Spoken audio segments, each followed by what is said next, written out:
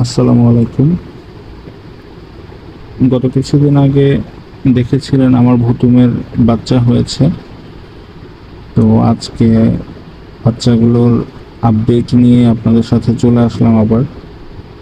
আলহামদুলিল্লাহ বাচ্চাগুলো প্রত্যেকেই খুব সুন্দর সুস্থ আছে। দেখতে পাচ্ছেন আপনারা বাচ্চাগুলোর আসলে চোখ ফুটছে, এখনো পুরোপুরি ফুটেনি। বাচ্চাগুলোর বয়স আসলে আজকে 10 দিন। তো চোখ ফুটে যাচ্ছে আর কি।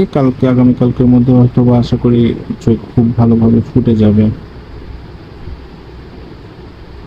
তো আমি আসলে বাচ্চাগুলোকে একটা ব্রিডিং কেজের মধ্যে তাদেরকে সেট করেছি। এখানে সুন্দর মতন কার্পেট বিছিয়ে, যাতে বাচ্চাগুলোর ঠান্ডা না লাগে। প্লাস হচ্ছে আপনারা দেখতে পাচ্ছেন আমি উপরে একটা 100 ওয়াটের লাইটের ব্যবস্থা করেছি। 100 ওয়াট না, এটা আসলে 60 ওয়াটের একটা লাইটের ব্যবস্থা করেছি। তার কারণ হচ্ছে বাচ্চাগুলোর এই মুহূর্তে আসলে ঠান্ডা লাগার একটা প্রবণতা থাকবে যেহেতু। আর তাছাড়া আমি একটু বলে রাখি এই ক্ষেত্রে, যেটা হচ্ছে প্রথম 10 দিন, মানে বাচ্চা জন্ম নেওয়ার প্রথম 10 দিন কিন্তু তাদের খুবই সেন্সিটিভ একটা টাইম। এই মুহূর্তে আসলে বাচ্চাগুলোর বেশি ঠান্ডা লেগে নিউমোনিয়া হয়ে পরে বাচ্চাগুলো আসলে মারা যায়। তো যার কারণে আমি এই সেট আপটা রেডি করা।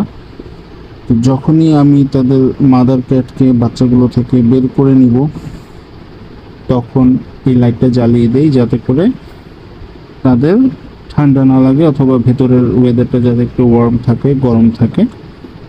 তো এরকম করলে আসলে আমি দেখেছি, আমি এটা এক্সপেরিমেন্ট করে দেখেছি। আমি তো আসলে অনেকদিন ধরে আমি বিড়াল পালছি। তো এক্সপেরিমেন্ট করে দেখেছি আমার এই ক্ষেত্রে বাচ্চা মারা যাওয়ার মানে হার অনেকখানি কমে গিয়েছে। এবং যে কয়টা বাচ্চা হয় দেখা যায় যে প্রত্যেকটাই মাশাআল্লাহ সুস্থ সবলভাবে বেড়ে ওঠে আর কি। তো আমার কাছে এটা কনভিনিয়েন্ট মনে হয়, এটা আমার কাছে খুবই ভালো মনে হয় আর কি, খুবই ভালো মনে হয়, ভালো একটা ব্যবস্থা বলা যায়।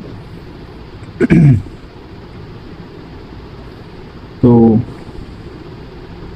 আসলে আমি যেটা ফলো করি সেটা হচ্ছে তাদের কার্পেট, বিশেষ করে এই ক্ষেত্রে তাদের হাইজিন মেনটেন করা খুবই দরকার। বাচ্চাগুলো এখন যেহেতু খুবই ছোট, তো এই ক্ষেত্রে তাদের মা মূলত এই দায়িত্বটা বেশি পালন করে, অর্থাৎ তাদের মা তাদেরকে রেগুলার পটি তাদের সুন্দর মতন পরিষ্কার করে চেটে চুটে। তারপরেও কিছুটা অংশ হয়তো বা কার্পেটের উপর পড়ে, তো যার কারণে আমি প্রতি 2 দিন পর পর তাদের কার্পেটটা পরিষ্কার করে দিই, যাতে করে তাদের কোনো ধরনের ফাঙ্গাল ইনফেকশন অথবা কোনো ধরনের ঠান্ডা লাগার যাতে সুযোগ না পায়।